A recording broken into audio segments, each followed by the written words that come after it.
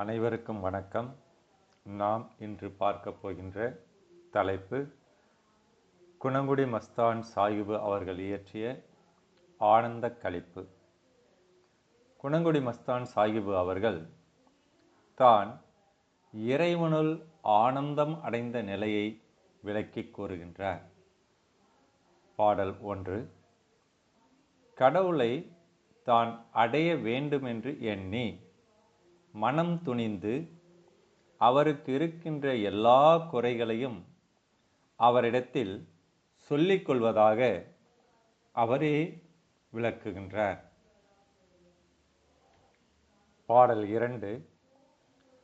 கொடியை கட்டிக்கொண்டு 7 கோடி பொருள் சேர்த்து அந்த சந்தோஷத்தினால் கூத்துகள் ஆடி கெட்ட நெறியை உடையவர்களோடும் புத்தியை உடையவர்களோடும் உறவாடி தானும் கெட்டு அலையாதபடி தன்னை பாதுகாத்த இறைவன் என்று விளக்குகின்றார். பாடல் 3. சொல்லுக்கு அடங்காத சுகத்தை விளைவிக்கின்ற ஞானத்தில் சும்மாய் இருப்பதே மௌனம். ஆகையால் இறைவனே, உன் அருளை பெற்று வாழ்வதற்கே நான் விரும்புகின்றேன். இவ்வுலகில் உன் அருள் இருந்தால் போதும் என்கிறார். பாடல் எண் 4. பெண்கள் உடைய ஆசையை தாண்டிவிட்டு நல்ல வழியை பெற்று களிப்படைந்து வாசியாகிய சுவாசத்தை செய்து நான் இவ்வுலகில் கெடாதபடி எனக்கு நல் அறிவை பூட்டி அற்பமாகிய பழைய வாழ்க்கையை, அதாவது உலக ஆசை, இந்த ஆசையை விட்டு ஒழித்து இறை பேரின்பத்தை பெற்றுக்கொண்டதற்காக மகிழ்கின்றார். பாடல் எண் 5. 5 தூண்கள் நாட்டப்பட்ட மாடியானது அஞ்சுடன் நாளோட்டை அடையாமல் ஓடி பிஞ்சானது அழியுமென்று நாடி யானும் பேரின்ப மோட்ச வீட்டை ஆசையுடன் தேடினேன். இங்கு உடல் எந்தவிதமான அழிவும் இல்லாமல் இறை பேற்றை பெற்று பேரின்பமாகிய வீடு பேற்றை அடைந்த நிலையை விளக்குகின்றார். பாடல் எண் 6. நல்ல மலர்கள், சந்தனம், வாசனை பொருட்கள் இவைகள் அனைத்தையும் பூசி மிகவும் நன்றாக வைத்தாலும் நாற்றம் வீசுகின்ற இவ்வுடம்பு எப்பொழுதும் கொடுமைகளை செய்கின்ற இந்த சரீர வாழ்வுகளை எரித்து அருள் செய்ய வேண்டும். அவ்வாறு அருள் செய்தால் நான் ஆனந்தம் அடைவேன் என்கிறார். பாடல் எண் 7. மாளிகை, மேல் வீடு இவைகளை கட்டி மனை வாழ்க்கையை சிலையென்று நினைத்து நாளைக்கு யமனானவன் வந்து அதட்டி கூட்டி கொண்டு போவான் என்று அறியாதவனாகிய என்னை விடுவிக்க வேண்டும். இவ்வுலகில் ஆசாபாசங்களை துறந்து இறை பேற்றை பெற்று வாழ வேண்டும் என்கிறார். பாடல் எண் 8.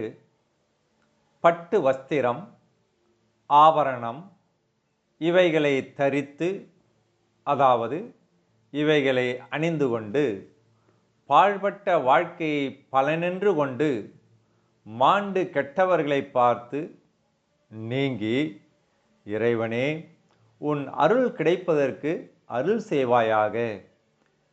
அதாவது இவ்வுலகில் செல்வ செழிப்போடு வாழ்ந்தவர்கள் வாழ்ந்த வாழ்க்கையை நாம் கண்டு அதிலிருந்து நமக்கு தேவையான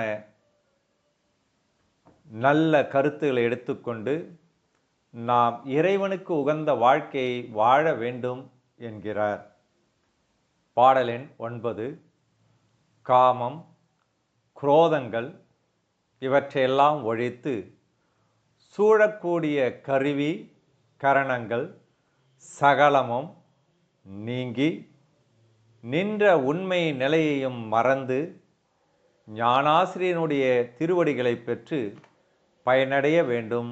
அதுவே சிறந்த ஒரு வாழ்க்கை. பாடல் எண் 10. எத்தனை காலம் எலும்பு சதை முதலியவற்றால் எடுக்கின்ற ஸ்தூவமாகிய சரீரம் வாழ்கின்ற இவ்வுலகில் உன்னை அடையும் பேற்றினை தருவாயாக.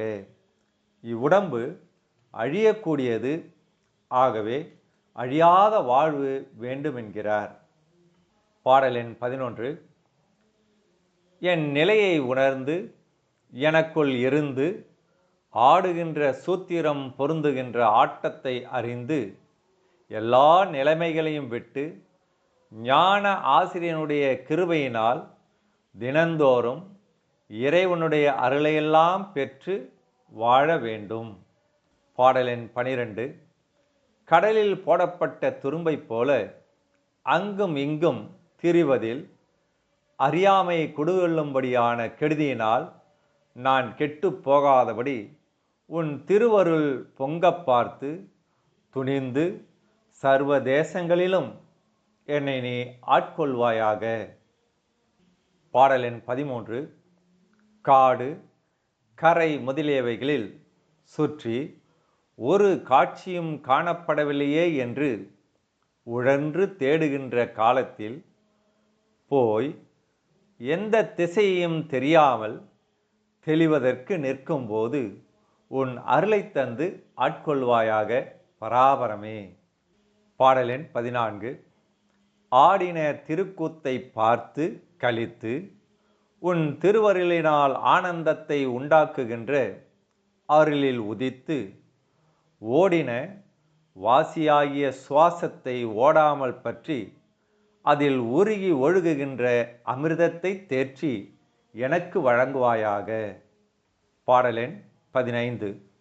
நாள் 2.5 முழமான பிணநாற்றம் வீசுகின்ற சரீரத்திற்குள் நான் அழியாமல் என்றைக்கும் ஒளி வீசும் கோலத்தை விளக்கின மோன அருள்குருவின் திருவடி உருவத்தைப் போல நான் வாழ வேண்டும்.